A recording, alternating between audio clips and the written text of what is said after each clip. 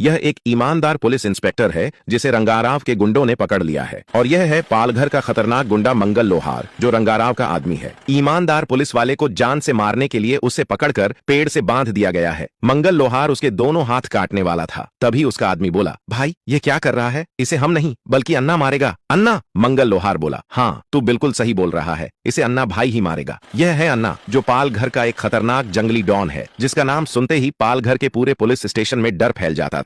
और उसी पालघर के पुलिस स्टेशन में इस इंस्पेक्टर का ट्रांसफर हुआ था। अन्ना गुस्से में आकर इंस्पेक्टर के दोनों हाथ बेरहमी से काट देता है। पालघर के गुंडों की गिरफ्तारी की कीमत उसे अपनी जान देकर चुकानी पड़ी। उस ईमानदार इंस्पेक्टर का एक दोस्त भी पुलिस में था, जिसका नाम ज्वाला सिंह था। ज्वाला सिंह अपने दोस्त का बदला लेने और गुंडों को खत्म करने की कसम खा लेता है। वह अपने सीनियर से बात करके अपना ट्रांसफर पालघर में करवा लेता है। पालघर पहुंचते ही ज्वाला सिंह अन्ना को गिरफ्तार करने के लिए निकल पड़ता है। वह अन्ना को ढूंढ निकालता है और उसे ऐसा मारता है कि उसकी हालत खराब हो जाती है। अन्ना डर के मारे भागने लगता है और ज्वाला सिंह उसका पीछा करने लगता है। अन्ना ने पहले से ज्वाला सिंह को मारने की साजिश रच रखी थी और उसे अपने ठिकाने पर ले जाता है। अचानक सोची समझी चाल के तहत अन्ना रिमोट का बटन दबा देता है। जैसे ही ज्वाला सिंह का पैर जमीन पर बने स्टार के निशान पर पड़ता है, उसे जोरदार बिजली का झटका लगता है और इसी तरह एक और बहादुर पुलिस वाले की जान चली जाती है। वह दुनिया को अलविदा कह देता है। अन्ना उसे हराकर पालघर का बादशाह बन जाता है। ज्वाला सिंह का एक और दोस्त था, भोला, जो पुलिस में था